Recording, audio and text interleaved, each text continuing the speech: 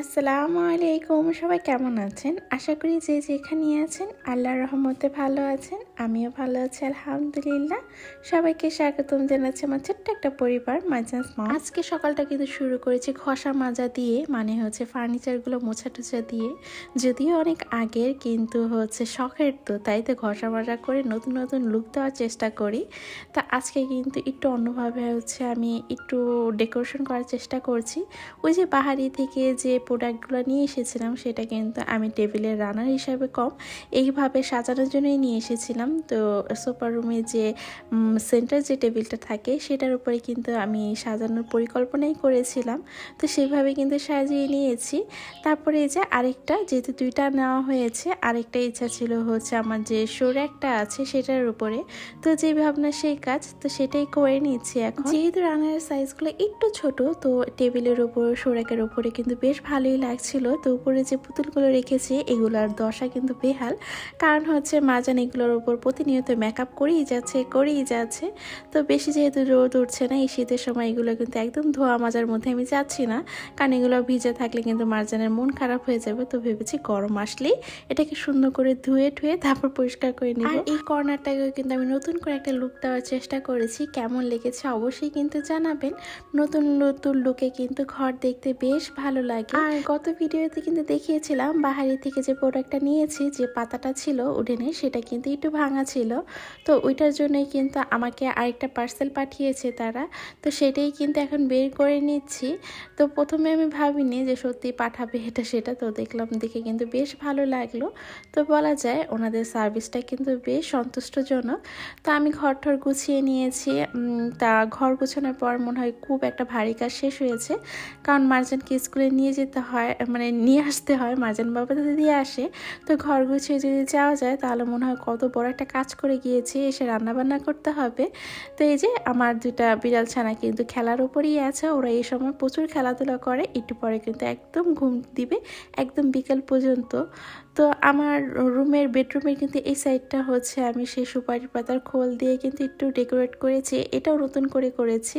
তো এটি একটু নতুন নতুন লুক নিয়ে এসেছি। আজকে মাজানা বাবা একটু বাসায় ছিল, তার একটু শরীর খারাপ ছিল, তখন যখন একটু ভালো লাগছে তো রান্নাঘরে এসে বলছে তোমার রান্নাঘরের এই উপরের সাইডটা প্রচুর তেল চিটচিটে হয়ে আছে। তো আমি বলছিলাম আমার এটার উপরে উঠে তারপরে এটা ক্লিন করতে আমার প্রচুর ভয় লাগে, কেন জানি আমার মনে হয় যে আমি হাইটটার মধ্যে যে হাইট ফোবিয়া থাকে ওরকম কিছু একটা আমার আছে। তো সেটা বলার পরে বলে দাও আমি ক্লিন করে দিই। তারপরে যে জামাইকে দিয়ে কত সুন্দর করে কিচেনটাকে ক্লিন করিয়ে নিলাম, আর আমি সুন্দর সুন্দর করে দেখে ভিডিও করে নিচ্ছিলাম।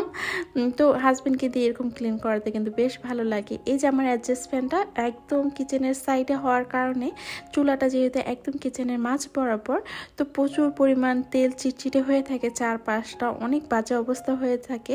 তো আমার হাজব্যান্ড কিন্তু ঘষা মাজা করে একদম চকচকে করে দিয়েছে, দেখতে কিন্তু এখন বেশ ভালো লাগছিল। মানে রান্নাঘরটা একটু যদি ক্লিন থাকে ভালোই লাগে কিন্তু দেখতে, সাথে রান্নাবান্না করতেও কিন্তু ভালো লাগে। আমি কিন্তু জানালা দরজা সব লাগিয়ে তারপরে তো ভয়েস দিতে বসেছি, কিন্তু এই যে আমার বিড়াল ছানা যে আছে তারা তো ব্যাকগ্রাউন্ড সাউন্ড দিয়েই যাবে, এতবার কাট করতে হয় ওদের চালায়। তো ভেবেছি না আর কাট করবো না, যত মেয়ামা করতে পারে করুক। আর এরকম চিল্লানোর কারণ হচ্ছে যেহেতু আমি দরজা জানলা সব আটকে বসে আছি, তো ও আমার সাথে কিন্তু ফেসে গিয়েছে, সেটার জন্য একটু চিৎকার করছে এই আর কি। আজকে কিন্তু একটা মজাদার খাবার বানাচ্ছে, আর এটা হচ্ছে আমাদের বিক্রমপুরের বলা যায় অনেকেই রান্না করে। তো এটার নাম হচ্ছে টমেটোর টক। আমি ছোট্ট করে একটা আলু চিকন করে কেটে আর হচ্ছে কিছুটা টমেটো কেটে পানি দিয়ে বসিয়ে দিয়েছি, শুধু হলুদ আর লবণ দিয়ে। চুলায় কিন্তু শাক ভাজি করে নিবে, এই জন্য কিন্তু পেঁয়াজ রসুন আর শুকনো মরিচ দিয়ে আমি একটু ভেজে নিয়েছি। আর এই যে কলমি শাকগুলো, এগুলো কিন্তু আমরা হচ্ছে রাজশাহীতে এক জায়গায় হচ্ছে এরকম কাটা শাক পাওয়া যায়। যেহেতু আমি এত চিকন করে শাক কাটতে পারি না, বরাবরই কিন্তু আমার মা শাকগুলো প্রসেসিং করে দিয়ে যায়, অনেক দিন যাবত আসছে না, তাই এগুলো কিন্তু এখান থেকে কিনে নিয়ে এসেছি।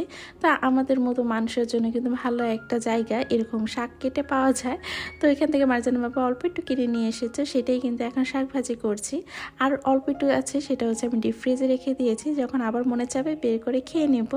তো এই তো শাক ভাজিটা কিন্তু একদম হয়ে গিয়েছে, আর এটা হতে বেশি সময় লাগে না, আর খেতেও কিন্তু বেশ ভালো ছিল। তো আমি কিন্তু খুব মজা করেই খেয়েছি। তো ভিডিওর এই পর্যায়ে জানি না কে কে আমার সাথে আছেন, তো যারা আছেন আমার সাথে প্লিজ লাইক দিয়ে কন্টিনিউ করবেন। আর ভিডিওর কোনো অংশ যদি ভালো লেগে থাকে অবশ্যই কিন্তু কমেন্ট করে জানাবেন।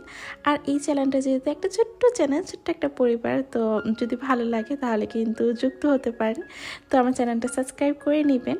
আর যারা অলরেডি কাজটা করেছেন সবাইকে অসংখ্য অসংখ্য ধন্যবাদ। আমি কিন্তু খুব একটা ফুডি মানুষ, আমার হুটহাট করে যখন যেটা খেতে ইচ্ছা করে ওইটা খেতেই হবে, নাহলে কিন্তু ভালো লাগে না।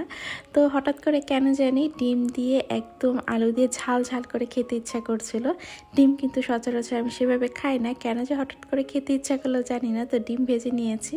তো অন্যদিকে কিন্তু আমার ডালের যে টমেটোর যে টক যেটাকে বলি আমরা, সেটা কিন্তু হয়ে গিয়েছে। তো আমি কিন্তু ডাল ঘুটনা দিয়ে ভালো করে ঘুটে নিয়েছি, একদম টমেটো আর আলুগুলো কিন্তু একদম ভেঙে গিয়েছে।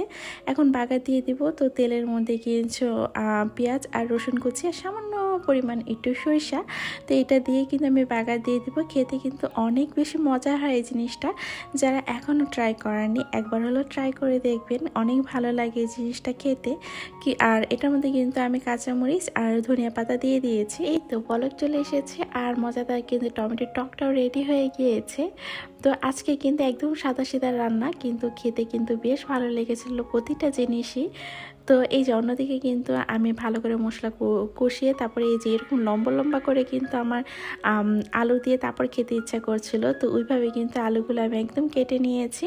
এখন এটা দেখতে যেমন লোভনীয় লাগছে, খেতেও কিন্তু তেমন লোভনীয়ই ছিল। তো আমি কিন্তু গরম পানি দিয়ে দিয়েছি, রান্নার ক্ষেত্রে টুকিটাকি গরম পানি ইউজ করি আমি। তো কিছু কিছু টিপস ফলো করলে কিন্তু আমরা যারা সিলিন্ডার ইউজ করি সেক্ষেত্রে কিন্তু সিলিন্ডার গ্যাসটা অনেকটাই সঞ্চয় হয়। তো আমি বেশিরভাগ ক্ষেত্রে দেখা যায় যে রান্নার ক্ষেত্রে গরম পানিটা ইউজ করে থাকি।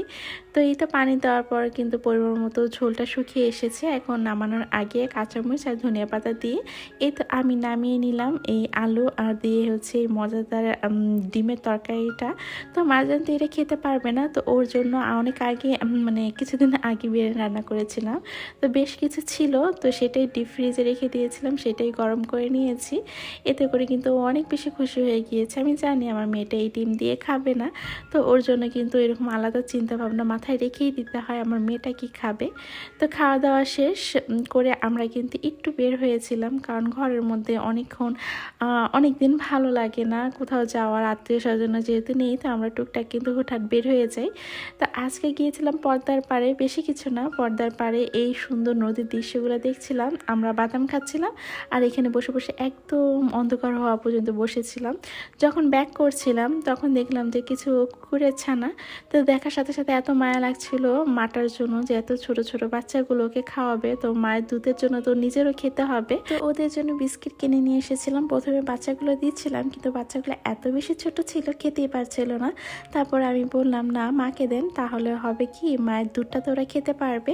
তো মা কিন্তু অনেক সুন্দর করে খাচ্ছিল। এসব কাজে আমি মারজানকে খুব বেশি উৎসাহিত করি, যাতে ও পশু পাখির প্রতি এই ভালোবাসাটা সবসময় থাকে। আজকের ভিডিওটা কিন্তু এই পর্যন্তই ছিল, এখান থেকে বিদায় নিচ্ছি। ধন্যবাদ, আসসালামু আলাইকুম, আল্লাহ হাফিজ।